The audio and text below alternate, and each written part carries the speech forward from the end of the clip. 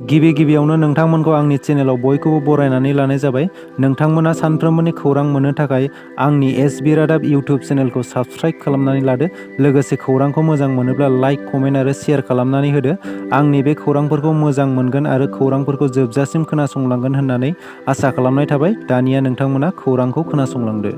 दिनैनि गिबि खौराङाव दं थांनाय 17 मार्च अक्ट'खालि दुलाराय बर' फरायसा आफादनि मानगोनां आफादगिरि दिपेन बर' बिथांनि दैदेननायाव मिरु एबसुनि मोनसे थान्दै हान्जा Ex-NDFB, Ex-NDFB-P आरो Ex-NDFB-S हान्जानि दैदेनगिरिफोरा आसाम पुलिसनि स्पेसियेल ब्रान्स आरो सिकिउरिटि, आसामनि एडिजिपि मुस्रि हिरेन चन्द्र नाथ IPS बिथांजों गुवाहाटीनि काहिलिपारायाव थानाय आसाम पुलिस स्पेसियेल ब्रान्सनि गाहाय मावख'नि कनफारेन्स हलाव बेलासिनि 3 रिंगायाव Ex-NDFB फोरनि केसफोर, रिहेबिलिटेसन, मुंख्लं नखरनो रां अनसुंथाइ होनाय आरो गुबुन गुबुन जेंनाफोरनि सायाव गुवारै सावरायनाय जायो।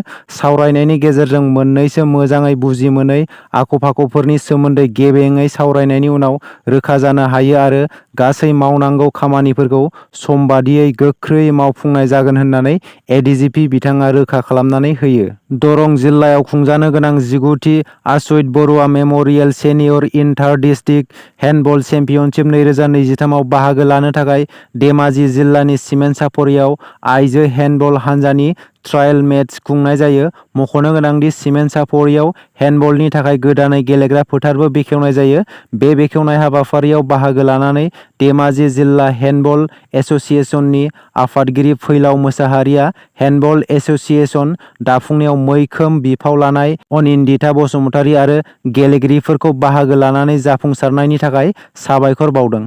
मिरु दुलाराय बर' फरायसा आफादनि नेहाथारि बिरदाव बसुमतारी बिथाङा मेट्रिक आनजादनि सोंथि बिलाइ लिक जानायनि सायाव बिजाथाइ फोरमायदों। देग्लायनि मेट्रिक आनजादनि मोनफ्रोमबो आयदानि सोंथि बिलाइ लिक जानायखौ लानानै दुलाराय बर' फरायसा आफादा दुखु मोननाय फोरमायदों। बेबायदि जाथायनि गेजेरजों बर' फरायसायाल' नङा, आसामाव थानाय मेट्रिक होगिरि जायफोर फरायसाफोर दङ, बैफोर फरायसाफोरनि जिउनि राहाया जोबोद दुखुनांथाव जानो गोनां जादों होननानै बिरदाव बसुमतारी बिथाङा बुङो। दुलाराय बर' फरायसा आफादा बिगियान आयदानि सोंथि बिलाइया जाय दिनखालि लिक जाबाय आरो बै आनजादखौ फावसायनायनि जि बाथ्रा आसाम सरकारा फोसावनानै होदोंमोन, बै फोसावनायखौ लानानै मोनफ्रोमबो जिल्लानि डिसि अफिस आरो सार्कोल अफिसफोराव 1 घन्टानि थाखाय धरना हाबाफारि लानाय जादोंमोन आरो बे धरना हाबाफारि लानायनि गेजेरजों जेरैखि जायानो इयुनाव माब्लाबाबो सोंथि बिलाइ लिक जाया आरो आनजादनि अक्ट'आ फावसाया बेखौ हुमखि होनानै बुंनाय जादोंमोन एबा दाबि दैखांनाय जादोंमोन। नाथाय बेनि उनावबो फिन खेबसेबाव सोंथि बिलाइ लिक जानाया जोबोरैनो दुखुनांथाव आरो बेबादि जानायखौ आसाम सरकारा जाबायदि राहाफारि लानांगौनि थाखाय जि राहा लानो हायाखै, बे लिक जानाया आसाम सरकारनि आरो सोलोंथाइ बिफाननिबो दुरबलनि खोथा दं। बेवहाय जाय फरायसालिफोराव सोंथि बिलाइ लिक जादों, बे फरायसालिनि फोरोंगिरिफोरनिबो दुरबलनि खोथा थागोन। बेनिखायनो आसाम सरकारा एबा एडमिनिस्ट्रेटिभ लेभेला मोजाङै नायबिजिरनानै दायनिगिरिफोरखौ हमनांगौ आरो नांगौ बायदि साजा होनांगौ आरो फैबाय थानाय समाव फरायसाफोरनि जिउजों गेलेनाय खामानिखौ मोनफ्रोमबो सेक्सननि मानसिफ्रा गारनांगोन, नङाब्ला बेनि थाखाय आसाम सरकारानो दायनिगिरि जागोन होननानै बिरदाव बसुमतारी बिथाङा बुंबावो। एबसुआ आंनि बिमानि राव आंनि सोलोंथाइ मावथांखि बेखेवदों। दुलाराय बर' फरायसा आफादनि आदब आरो गुन गोनां सोलोंथाइ मावबिथांखिनि हाबाफारि बायदियै बर' बिजोङाव फरायनाय फरायसाफोरनि बिबांखौ बांहोनो जुनै मैया आसामनि मोनफ्रोमबो जिल्ला एबसुआ आंनि बिमानि राव आंनि सोलोंथाइ मावबिथांखिखौ जयै बेखेवना लायो आरो बर' बिजोङाव फरायसा खमायलांनायनि जाहोनखौ नोजोर होनानै बे हाबाफारिखौ बानजायदों होननानै मिथिनो मोननाय जादों। हाग्रामा महिलारिया फ्राय मास मोनथामसो बर'लेण्ड ओनसोलखौ गारनानै खारना दासो हरखाबै राइजोफोरखौ खौरां लानो फैफ्लादों आरो हाग्रामा महिलारिया दंफांनि ससमा गाननानैसो बाथ्रा बुंदों होननानै गबिन्द बसुमतारी बिथाङा बुंदों। हाग्रामा महिलारिया 17 बोसोर सासन खालामनानै मा खामानि मावदों बेनि हिसाबखौ होग्रोबा मोजां जायो होननानै गबिन्द बसुमतारी बिथाङा बुंबावदों। हाग्रामा महिलारिया दायो मेन रडआवल' गिदिंनानै खोथाफोरखौ बुंदों। गामि गामि हाबनानै नायथों, मा खामानिया जादों बेनि रिपर्टखौ लाग्रो, बेनि उनावसो खोथा बुं होननानै गबिन्द बसुमतारी बिथाङा बुंबावो।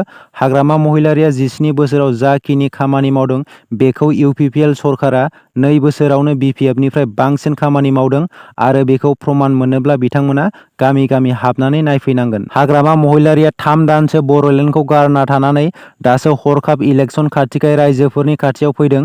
बे 3-4 दानसोआव जोंनि रायजोफोरा मा जादों, मा दुखु खस्थ' दङमोन, दा बेखौ इलेक्सन खाथिखाय दासो सिरि मोनखांदों होननानै गबिन्द बसुमतारी बिथाङा बुंबावो। हाग्रामा महिलारिया गावनि जा 17 बोसोर सासन खालामनायाव जा फेलार जादों बेखौ गुबुननो जाबसिनना होनानै गावनि गोरोन्थिखौ दोनखोमानो नागिरदों। हाग्रामा महिलारिया बुंदोंमोन दि प्रमद बर'नि सोलायनाय सरकारा रायजोनि जेबो सोलायनाय लाबोआखै, सोलायदों प्रमद बर'नि पकेटआल' होननानै बुंनायाव गबिन्द बसुमतारी बिथाङा बुंदों दि हाग्रामा महिलारिया गावनि रेकर्डखौ नायग्रोथों। थांनाय बोसोराव 29,000 क्ररनि दाहार गालांदोंमोन आरो गाव हारसिंसो सरकारनि रांखौ बुथुमनानै दोनदोंमोन। बेनि बैफोर खामानिखौ रायजोफोरा नुगासिनो दं। बैफोर गोरोन्थिखौ दोनखोमानो गुबुननो दायखौ जाबसिनना होनो नागिरगासिनो। गावनि पकेटखौ गरम खालामनो थाखाय बिटिसिखौ गाहायाव खोख्लैनानै गालांबाय होननानै गबिन्द बसुमतारी बिथाङा बुंबावो। जग्राफि आयदानि नंखाय सोंथि बिलाइखौ समाजारि बिजोङाव गोसारहोनायनि बेरेखायै एफआइआर होबाय। नगावनि स्कुल इन्सपेक्टरआ नगाव सदर पुलिस थानायाव मेट्रिक आनजादनि जग्राफि आयदानि नंखाय सोंथि बिलाइ गोसारहोनायनि बेरेखायै एफआइआर होबाय आरो पुलिस बिफाना थाबैनो बै दुथांखौ नागिरना मोनगोन होननानै आसामनि सोलोंथाइ बिफाननि मन्थ्रि रनज पेगु बिथाङा टुइटारनि गेजेरजों फोरमायना होदों। दिनैनि खौराङा एसेनोसै। आसा खालामो खौरांखौ खोनासंनानै मोजां मोनबाय आरो खौरांखौ मोजां मोनदोंब्ला मोनसे लाइक खालामनानै गालांदो। लोगोसे सानफ्रोमबोनि खौरां मोननो थाखाय एसबि रादाब इउटुब चेनेलखौ साबस्क्राइब खालामनानै लादो। गोजोन्थों।